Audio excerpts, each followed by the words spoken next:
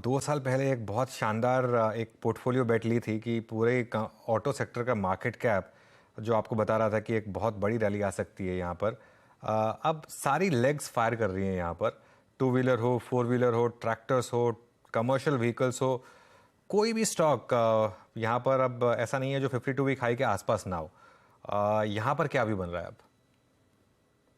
अनुज भाई, auto sector में जैसे आपने बताया कि पिछले 1.5-2 साल में बहुत अभूतपूर्व तेजी आई है। और वो जो सारी चैलेंजेस थी सप्लाई की, रॉ मटेरियल प्राइस की, वो अब पॉजिटिविटी में कन्वर्ट हो चुकी है। मुझे लगता है यहाँ पे ऑटो सेक्टर को एक कंसोलिडेशन करना पड़ेगा। और यहाँ से अगली मूव के लिए वो किस प्रकार से फ्यूचरिस्टिक टेक्नोलॉजी में निवेश करके रिजल्ट दिखा सकते हैं, उसके ऊपर रहेगा।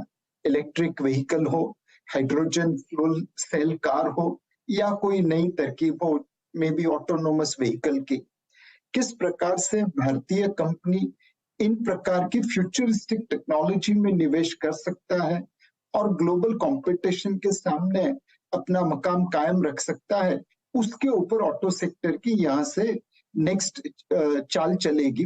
मुझे लगता है यहाँ पे कुछ समय के लिए ऑटो सेक्टर को कंसोलिडेट होना पड़ेगा। समय के लिए ऑटो को यहाँ कंसोलिडेट होना पड़ेगा। नीलेश भाई, एक रीसेंट जो आईपीओ आए थे जो अब फॉर एग्जांपल कुछ मैं नाम ले रहा हूँ आपसे, मैं स्टॉक स्पेसिफिक कमेंट नहीं मांग रहा हूँ, लेकिन एक जैसे ड्रीम फॉक्स आया था, कुछ और 2-3 स्टॉक्स आए थे जहाँ पर बहुत ज़्यादा तेज़ी बनी थी। अभी पिछले कुछ हफ्तों में यहाँ पर हमने काफ़ी करेक्शन देखा है। ये आपको कुछ लग रहा है कि जो नए आईपीओज आ रहे हैं अब यहाँ पर थोड़ा सा एक आज भी लिस्टिंग हुई है वो बहुत बड़े प्रीमियम पर हुई है, क्या यहाँ पर अब आपको थोड़ा सा रिस्क लग रहा है कि ये जो नए आईपीओज आ रहे हैं, जिस तरीके के सब्सक्रिप्शंस आ रहे हैं, जिस तरीके की लिस्टिंग गेन्स हो रहे हैं?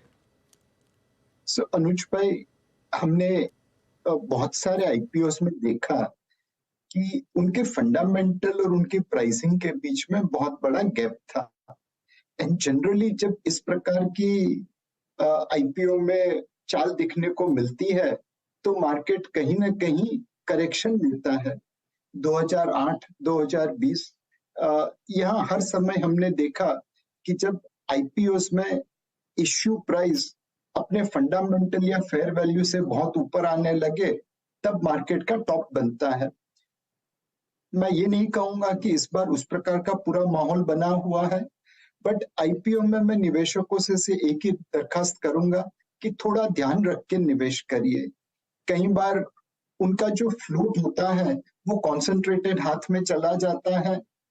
आईपीओ में वो माल कवर कर लेते हैं, फिर लिस्टिंग ऊपर करते हैं, फॉरफेयर डिस्ट्रीब्यूशन का काम चलता है। तो बेहतर है कि आप जिस आईपीओ में प्राइसिंग अपनी फंडामेंटल वैल्यू, फेयर वैल्यू के आसपास है, उस हिसाब से निवेश करिए। ग्रे मार्केट प्रीमियम में या पोस्ट लिस्टिंग कहां पे लिस्ट हुआ, उस हिसाब से निवेश मत करिए। ओके अच्छा नीलेश जी, जैसे कि मैंने कहा ना, पूछा आपसे कुछ देर पहले कि आपने एक बहुत अच्छी कॉल ली थी real estate ancillary.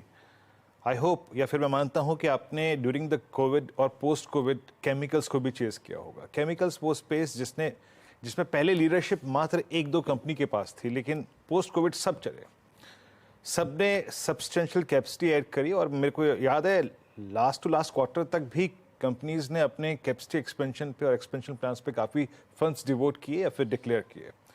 And suddenly price रिट्रेसमेंट्स, सब डिमांड कम, सप्लाई चाइना की तरफ से ज़्यादा। आप केमिकल स्पेस में क्या कर रहे हैं? जो हायर लेवल से प्रॉफिट बुकिंग आई या फिर जो रिट्रेसमेंट आया, उसको कैसे देख रहे हैं आप? क्या यहाँ से कंप्लीटली प्रॉफिट्स को कैश में कन्वर्ट करके एग्जिट करना चाहिए? अब स्थिति क्या लगती है आपको केमिकल्स की? तो वीरेंद्र भाई, केमिकल क्षेत्र में हमने बहुत पहले कहा था कि ये एक टेक्नोलॉजी क्षेत्र की तरह है, इसमें लंबी अवधि के लिए आप निवेश कर सकते हैं। फिर एक बार कहा था कि यहाँ पे प्राइसेस अपने फंडामेंटल से थोड़े आगे चले गए हैं, तो थोड़ा एक सेक्टर एक्सपेंसिव लगता है। किसी भी कारण की वजह से उस वैल्यूएशन गैप को पूरा होना जरूरी था। पिछले 6 महीनों में वो कारण चाइना ने प्रोवाइड किया। उन्होंने काफी केमिकल में डंपिंग की, उस वजह से ग्लोबली प्राइस कम हो गई और हमारी बहुत सारी कंपनीज को मुनाफा उस तरह से नहीं आया जितनी उम्मीद थी। मेरे हिसाब से चाइना की डंपिंग अभी भी कुछ समय के लिए चलेगी। उनकी इकोनॉमी में ग्रोथ की शॉर्टेज दिख रही है और उनकी सरकार पूरा प्रयत्न करेगी अलग अलग प्रकार की सब्सिडी देके अपनी केमिकल कंपनीज को दुनिया में सप्लाई करने के लिए। तो मेरे हिसाब से केमिकल क्षेत्र में कुछ समय के लिए अभी भी आशंका के बादल बने रहेंगे, पर जो कंपनी स्पेशलिटी केमिकल्स में है, निश केमिकल्स में है, शायद उन्हें चाइना के डंपिंग की वजह से उतनी इम्पैक्ट नहीं आएगी। केमिकल क्षेत्र में इस वक्त सेक्टर स्पेसिफिक से ज्यादा स्टॉक स्पेसिफिक निवेश करना होगा।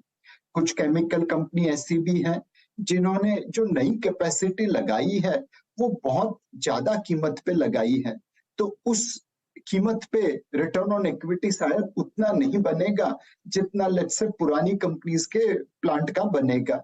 तो अगेन ये एक फैक्टर भी आ जाएगा, इन्होंने किस प्रकार से कैपेसिटी एक्सपैंड की और उस कैपेसिटी पे क्या आरओई जनरेट कर पाएंगे। तो इस करेक्शन में केमिकल क्षेत्र में निश केमिकल, स्पेशलिटी केमिकल और जिनके प्लांट रिटर्न ऑन इक्विटी दे सके, बहुत ज्यादा कीमत पे नहीं लगे हैं, उसके ऊपर ध्यान देना चाहिए। बिल्कुल। वैसे मार्केट में अब अच्छी रिकवरी इस समय, निफ्टी में लोअर लेवल से डिसेंट रिकवरी आपको इस समय दिखाई देगी। देखते हैं ये रिकवरी कहाँ तक सस्टेन करती है, लेकिन अभी के लिए यहाँ पर एक थोड़ी सी रिकवरी आपको विजिबल है।